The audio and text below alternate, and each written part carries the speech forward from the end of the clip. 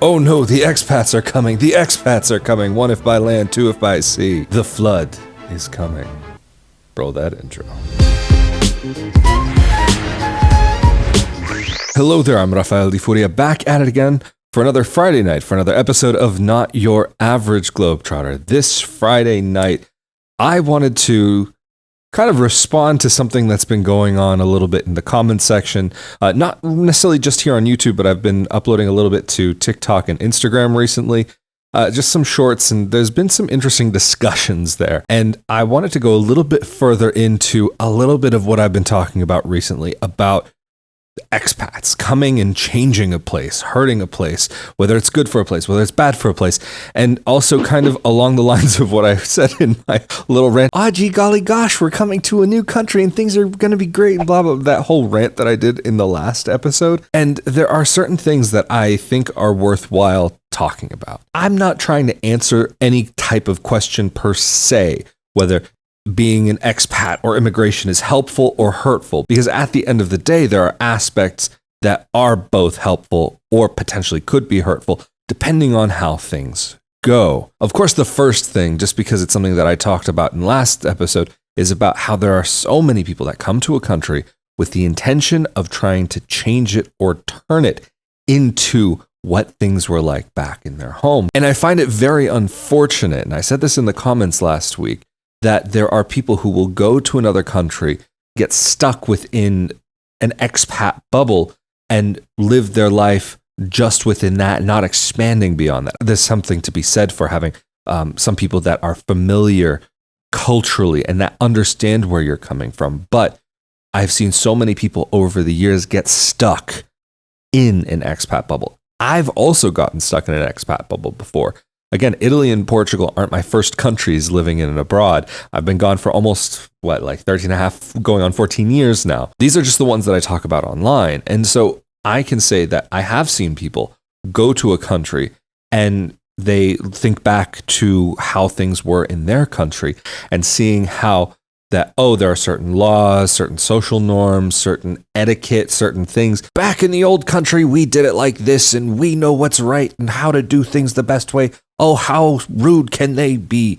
And it's really unfortunate, especially to hear people insulting locals in front of them in their country. I think that is a very sad thing to see. And I'm not specifically talking about Portugal here. However, I have seen people in Portugal specifically saying horrible things about the locals. I will say actually one nationality in particular I've seen do it a lot more than others, and I've seen British, more specifically English, whatever. Again, I really don't want to single so many people out, even though I just have called out the British Isles as if there weren't enough problems going on in that part of the world right now. Especially in a country like Portugal where so many people do speak English.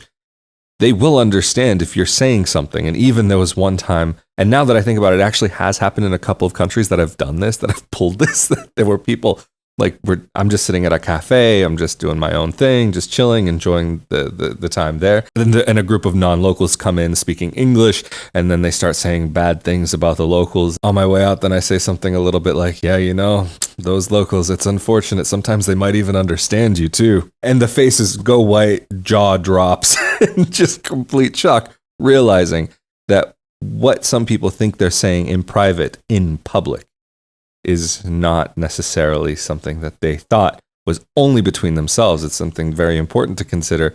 I think when you're out in the world, how you carry yourself, I think, is worthwhile to take note of. But also touching on another subject that I've talked about recently, kind of more about helping versus hurting. Does it this, does it that? There was a video that I uploaded to TikTok and Instagram where I mentioned specifically, and also I mentioned something along these lines in a recent episode here on YouTube, where the basic idea was that if you are coming to Portugal, don't work in Portugal, work from Portugal. And there were some people that misunderstood that sentiment. And in that short video, I also said something along the lines of it's important for somebody who's coming from another country to spend responsibly. And I wanted to go into that a little bit more because when you come to a country like Portugal, like I've said before, there is a reason why things are so cheap by comparison to other parts of the world. I'm not going to say that life is cheap here, but if you're comparing it to coming from, say, like New York City, San Francisco, the Bay Area, some parts of Florida. Like, yes, of course, things will be significantly less here. Or even I've seen in plenty of expat groups, people saying in there, oh, can I get by with $2,000 a month, $3,000 a month? Is $5,000 enough to get by in Portugal per month? I always laugh when I see that, because you have to consider, as I said before, the minimum income in this country is about 705 euros currently, if I'm not mistaken. It could have gone up a little bit, but we're not talking about a huge amount of money. And the average income, if I'm not mistaken, is probably somewhere around like 1,000 to 1,300. So you are finding many people in this country who live on significantly less than what people are talking about. So on one hand, it is possible for someone to come from another country, work here, live here, contribute to society, pay taxes here, and not take away job opportunities from the local market. That is one thing that I think a person from another country could end up benefiting the country through this sort of lifestyle choice. It would allow a person to theoretically, I mean, this is kind of my intention, is that I would like to eventually, with the company that I've started here, hire people. That would be something that I would like to do. I would like to hire local professionals to be able to work within what it is that I do. Am I at that point yet? No, but that is an intention of where I would like to grow in the future. So somebody coming from another country, bringing in money from other areas of the world, theoretically has the ability to help boost the economy a little bit. However, that same person also has the same ability to really, really hurt things here. Like I've mentioned recently also about rentals. When you're seeing a rental, and one of the reasons why I believe rental prices has gone up, not just about the demand, but the approach towards this demand, I think is also part of the issue. For a lot of people coming from other parts of the world, especially now with the larger growing number of Americans who are interested in Portugal. In the past, from what I saw, it seemed as though it was more British interest. Now it's a lot of American interest coming here. And of course, don't get me wrong here. This is not just Americans. It's people coming from all around the world. Even I've seen an article recently about the growing number of Nepalese who are coming to Portugal, but that's a separate topic for a different day. In this situation, I'm referring a little bit more towards the Americans who are coming here, or at least the cultures that I'm more familiar with. Nepalese is something that's a bit less familiar to me. But in the US, for example, when you are renting an apartment, you go, you see the price that is listed there, and that is the price. There are a lot of people who don't realize in a lot of Southern Europe that the price that you see is not necessarily the final price. Now the culture is changing a little bit, and the changing of cultures is something I want to get into later in the episode. And so a person who may have been paying $2,500 for an apartment in another part of the world, it might come here and might see a rental agreement for $1,400 or $1,500 in Lisbon, when that's significantly more than probably what most apartments should even be in the range of in that part of the country. They see that and they don't start to think to say, oh, hey, would you accept X amount instead? And so that's raised a new side of the culture where a lot of landlords are seeing that if they go for a certain segment of people, that they won't have to deal with that. They can raise the prices higher and not have to think twice about it. So this is also why I always say that it is so important when you're going to a new country to know about the culture, the people, how things work there, to learn some of these basic things is of the utmost importance, because even through a very minimal action, there's the possibility that over time it could change society for better or for worse. Another example of this is even when you get into tipping. Americans have a tendency, it's very much part of the culture, that you tip, that it's expected, that you must do this. X% of the check is what you're supposed to do if you're a good person. But that idea of tipping is very much an American idea. It is very much something that is from that part of the world. And when you come to a part of the world, again, where incomes can be lower, something like tipping could make something that is already quite expensive even more expensive. And so even in Portugal, tipping, it's not like it's unheard of. It doesn't exist in the same way that it does in the States. I've seen people go from anywhere from a very simple tip like 1 or 2 euros, even on a 50 euro meal, all the way to no tip at all, or a couple of euros. 10%, 15%, 20%.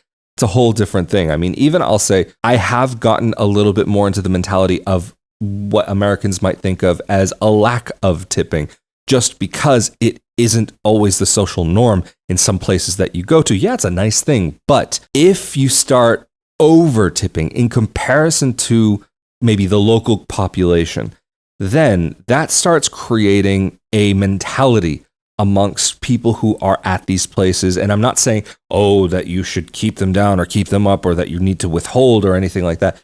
But what it does is it can create a mentality that, oh, wait, you came to my restaurant and you didn't leave a tip. It's not the problem of the customer that the server is not being paid enough. That is, in at least my opinion, and I realize it's a very controversial thing to say, which I think is absurd in this world, that it's controversial to even think that it is not up to the customer. But before anybody says the line that they always say, but Rafael, but you wouldn't understand. You have to be a server and you have to understand what they go through. I have been a server. I've been a barista. I understand how difficult it can be. But even with that said, I still have these opinions. Oh, but you're American, you're privileged, you come from there and this and that. No, I grew up in a single parent home that struggled. There was no privilege of any kind. Oh, but you live in other countries and this, and oh, it must be so in this and that. No, I don't live an extravagant lifestyle. Yes, I live in other countries, but living in another country does not mean you are a wealthy individual. So unfortunately, even something as simple as tipping can change a culture over time. And even I have had Portuguese friends of mine say, don't tip. What are you doing? You shouldn't do that. You're going to make it bad for the rest of us. And the first time somebody said that to me, I was like, whoa, okay, that's a bit strong. That's a bit intense.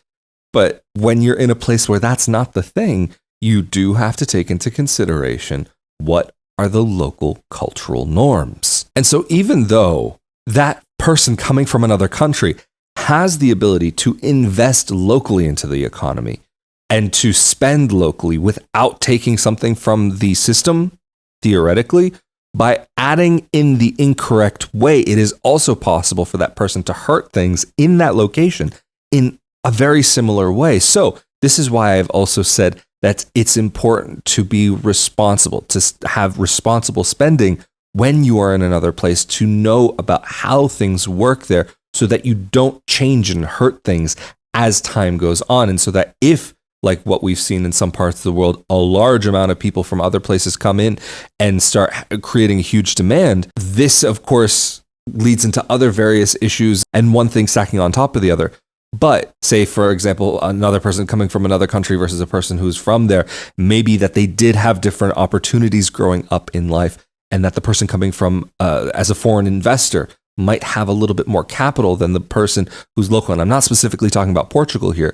I'm talking about maybe that foreign investor comes in and is able to outbid that local on an apartment, on a business, on a factory, on whatever it may be. So then that person coming in thinking that they're maybe doing a good thing and creating jobs, are they doing something that actually ends up creating more of, I don't want to say a wealth gap, because that's a whole different topic as well, creating, let's say, a higher barrier to entry than what that person may have experienced beforehand. There is the possibility that somebody could come in and play on the same field as somebody who would be locally, if they understand how things work, if they take the time to, again, I hate to use this word, I feel like it's so overused, but in a sustainable manner. And what is sustainable? And what is sustainable even financially? And if you're coming in and creating, again, this is all very complicated. And I'm not saying I have the answers. These are just things